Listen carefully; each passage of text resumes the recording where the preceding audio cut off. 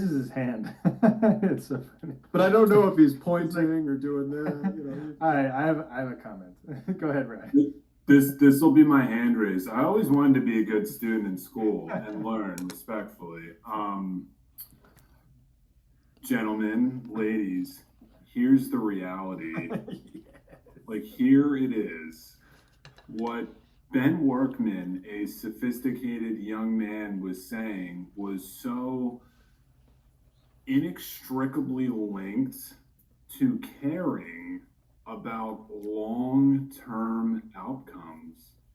America has not shown that. Most countries of the world, and sure, you can name one or two, generally speaking, most of them are not concerned about long-term outcomes. They're concerned about short-term political gain for themselves. So that's like number one. Number two is that when we talk about countries and all this stuff, look, it gets messy, and this is what like the hardcore Bitcoin purists like just don't understand.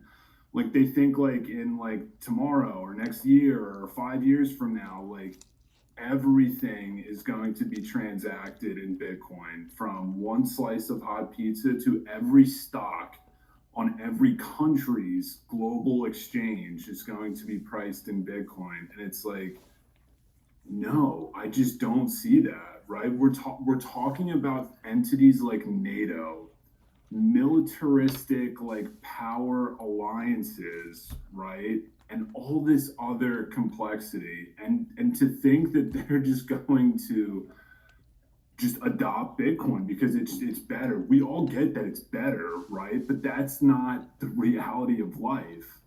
They want to stay in power. There's a certain like political incentive structure that is going to push them in one way. They're not just going to be like, oh, the magic internet money with, you know, Hal Finney and the cypherpunks and 15, 20 years ago, Hash Cash and Adam Back and all these characters.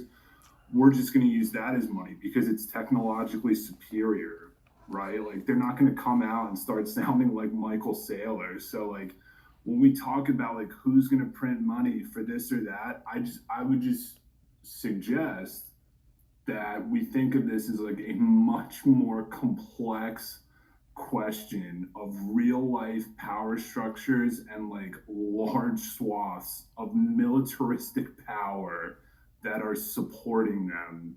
You know what I mean? It's very complex. Well, I